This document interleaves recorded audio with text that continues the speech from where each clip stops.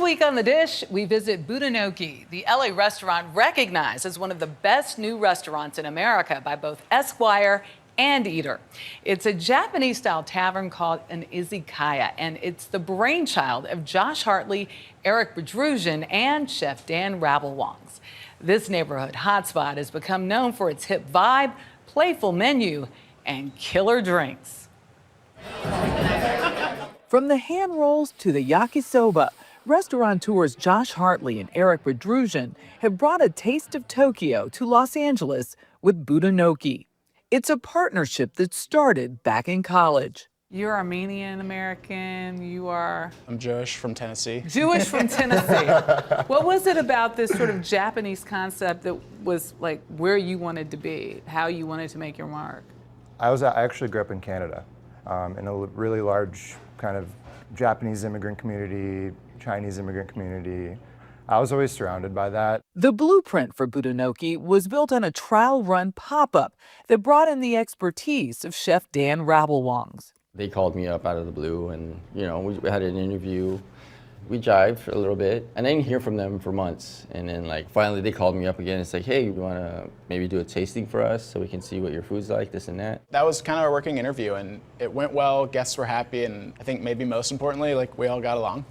A proven chemistry, Budonoki now boasts a full house almost every night. How did people know this was it? I don't think anyone knew. It was a very slow burn. I remember the first 3 months of opening, we woke up with the same pit in our stomach every morning of is this gonna work? But for these college buddies, business has always been a bit unconventional, starting with their first venture, a supper club run out of their apartment senior year after Bedroussian struck out in the job market. I went over to Josh one night and I was like, hey, let's just start a restaurant out of our apartment. Yeah, so we built our own. Snowballed into this thing where we were serving sometimes 60 to 80 people a night. Out of your apartment? Yeah. Is that legal? No. All of that helped define what they built here, a vibe that diners seem to enjoy.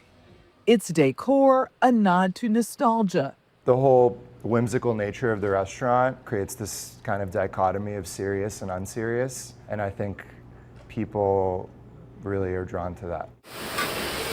That extends to their menu, a mix of novelty and tradition. So where should we begin?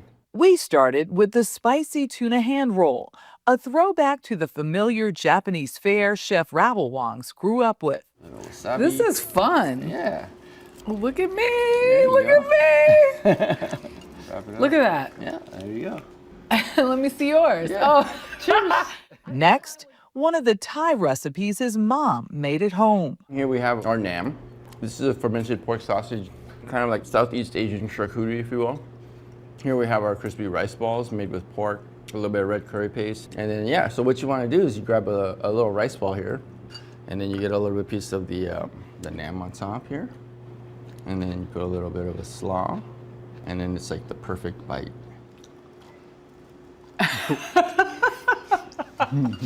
I can tell you savor every bite of that. I love it. That was followed by Japanese sweet potato. I'm just And gonna then we dig cover right it, in. get in there. And we cover it with a little bit of miso butter. Oh my gosh, that is so rich. Yeah, this A one's little bit of miso butter? Rabilwongse also prepared a seafood pancake and nagima, classic chicken yakitori skewers, another favorite from his mom's kitchen. But the real showstopper, the menu item poking fun at the eatery's very name. So I understand you created this out of it's somewhat of a practical joke. It was a practical joke. One night, one of our servers was like, hey, we should dress up as an Italian restaurant for Halloween. And so we were like, yeah, okay, maybe we should do that. She's like, yeah, and then we could serve Budonoki. Using Korean rice cakes made to look like the traditional potato pasta. So yeah, I just want to get a nice crust on there. What we like to call crunchy. So it's Crunchy. a little crunchy, a little chewy at the same time, Is that a thing, really? Yeah. Crunchy? Crunchy, yeah. In the pan, sauteed mushrooms, garlic, thyme, and of course, butter. Oh my gosh. 1, 2, 3, 4, 5 pads? Yeah. So we kind of let it bubble up and sizzle. You definitely got your French training. Oh yeah, definitely. This is one of my French classic glazing techniques here. Yeah. The cordon bleu trained chef finished off the Budonoki with some Parmesan foam and shaved black winter truffles. How's that? It's like a warm hug, right? That's not the way he would describe the chef who trained him in Japanese cuisine at the 2-star Michelin restaurant Urasawa. So he brings me into the kitchen, he grabs a spoon, he's like, here's a spoon, go peel the ginger. That was it. No instruction and no anything. He was like a 50-pound box of ginger on the ground. He's like, just start peeling. Peeling aside, those hands-on lessons landed positions at other high-end restaurants, from Bouchon to Tartine. A dream realized for the man who grew up watching popular cooking shows with his mom, though neither of his Thai-born parents were behind a culinary career. Absolutely not, because Traditional immigrant parents, they're like, no, your brother's already an artist and you're gonna be in the insurance policy, so. Wait a minute, so birth order, The birth order, you yeah. drew the short straw. Exactly, just by being the second son, I had to be the responsible one. What would they think of this place? Oh man, I think my parents would be very proud. I think, my dad, just seeing my success, because he passed away when when we were opening here.